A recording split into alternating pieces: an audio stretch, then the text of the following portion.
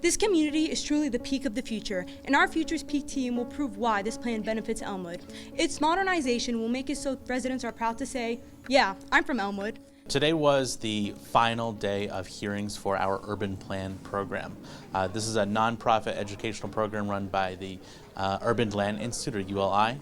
It's a local government module that we've included in our EBHS program, the Institute for Political and Legal Education.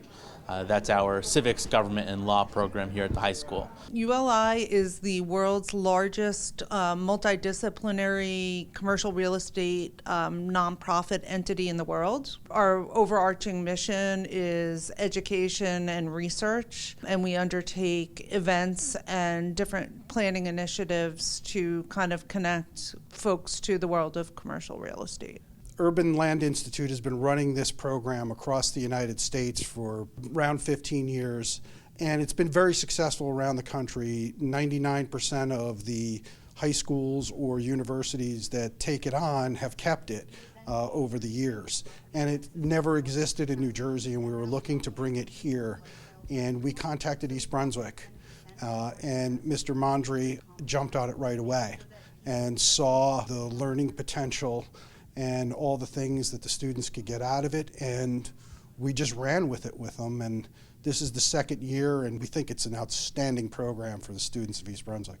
Mike Lax, who works here locally as well as with ULI, had approached me last year about potentially implementing the program.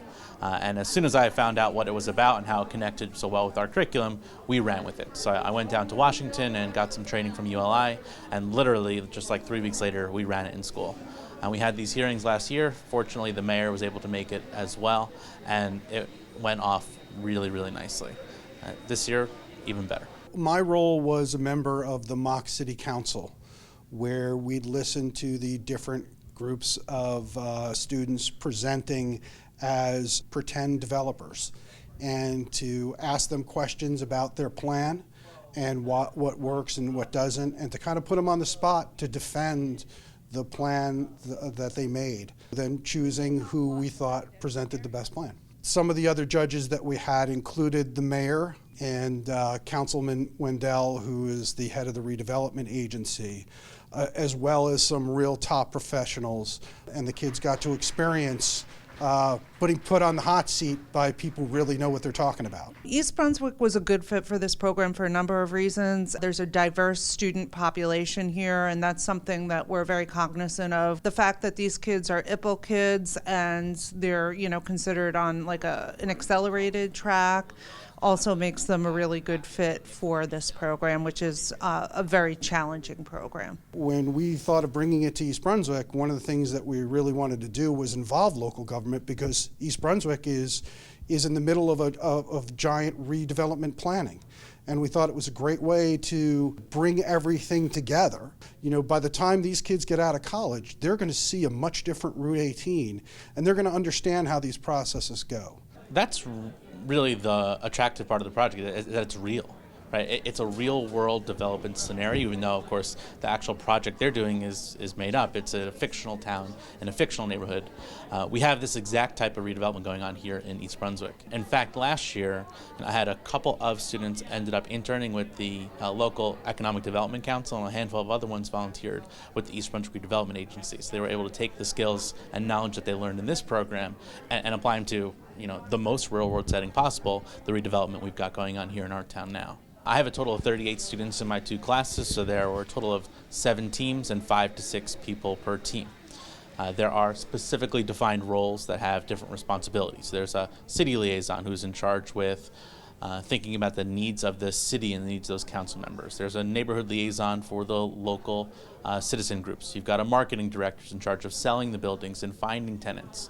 You've got a financial analyst who's in charge of making sure the project is financially viable, and you have a site planner who's in charge of the location of the buildings and the experience that the people are going to have in the actual town. The group that we felt really took the day today was New Era Development. Moving north, all of our housing is past Jefferson Street because we only wanted residential traffic to enter the inner parts of the neighborhood. We did not want the residential areas to become busy in order to preserve the neighborhood feel. and to adhere to the wishes of some neighborhood groups. The thing that I enjoyed most was planning out the site. I had to make sure that when you looked at it as a plan, that it was organized, that there weren't just random buildings everywhere, that the city had an overall flow. I also had to make sure that the neighborhood groups, in a way, were happy. I know that was more of Matt's job, but accommodating those needs in a way that looked nice was also my job, so I think I really like that. As we were creating our plan, we strived to achieve as many of the city's goals as we could, while still creating a comprehensive and well-structured plan. Starting with the Q-Mart in Block 1. We not only included this in our plan due to the tax revenue that it would generate, but also because of the various community benefits that come along with the plan.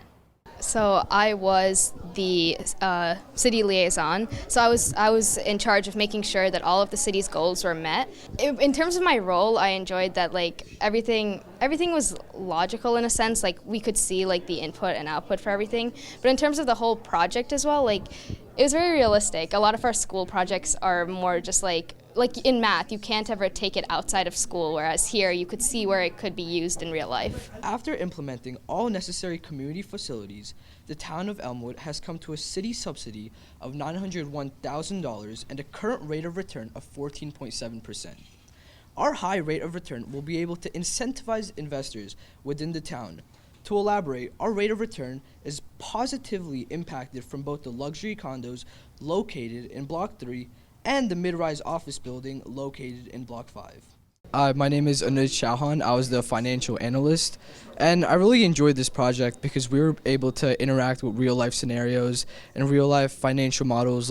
We had to get a 13.5% city revenue, and we were able to allocate that responsibly. Our Jobs and Justice wanted a few different things from us, which we can proudly say we were able to provide. They wanted affordable housing, which we had 15% of. They wanted low-skilled jobs, which we have 620 of. They wanted a Q-Mart, or another area for them to get their goods, provided by our Q-Mart. And they also wanted a computer center, which we put into our York dry goods. I was the neighborhood liaison, and I think the most enjoyable part of the project for me was seeing how our hard work really paid off, because we started this project about a month and a half ago, and it's just been constant work on it over the weekends, weekdays, school time, and seeing how all that hard work paid off into a victory here. I'm pretty happy with our group, and I'm pretty happy myself. The placement of all of our retail, office building, and residential areas is entirely strategic. So to dive in deeper, in Block 1, where you see our Q-Mart, we have service businesses to ensure that there's a regular traffic flow coming to the Q-Mart. And these are businesses like laundromats, banks, and dry cleaning. So it encourages the type of business where one can drop off their goods and then utilize the amenities of the Q-Mart, generating profit and taxes for the town. I was the marketing director, and I never really considered myself a financial-oriented person. So it was definitely interesting having to look not only at the governmental process of this, but actually having to learn about the economics that go into it and thinking about the strategy when it comes to implementing a development project. And especially since this is happening around town right now, it was really interesting to put it into a classroom environment. And so I thought it was overall a really fun project to do. I'm constantly impressed with what the students put together. In fact, after last year's performances, I instructed the judges and the volunteers to be harsher. To be tougher on the kids and ask them really difficult questions. And if you were there today, you saw some of them. I'm not sure how I would have answered those questions, but the kids did a really nice job maintaining confidence, and the ability to think on your feet is such an important skill that I love how many transferable skills the kids are learning in doing this kind of project. I'm really concerned about those residences. That's a thriving neighborhood. We've got people who are urban homeowners, we've got university professors, we have families, and I'm just afraid that they're going to say, oh my God, you're putting a homeless shelter right across the street from where my kids live. How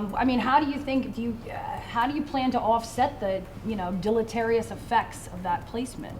We found that in a study by the Urban Institute that in Denver, on average, crime rates were not higher near places for the homeless compared to similar areas without the developments. And while there are limited studies for the effect of crime and homeless shelters, we think that with how we set up our site plan, that this will mitigate the stigma that comes with it. I'm an East Brunswick resident, and we all talk about how great our schools are, but to see these kids take on something that's not exactly easy material and to present it so well, and their presentation skills, quite frankly, are better than a lot of the people who are in the industry. Every group presented so well, and it really came down to esoteric things of a couple of the groups really understanding some concepts that were a level ahead. These students, as adults, will be active members of their community, without a doubt, because that's the history of the students who are in it.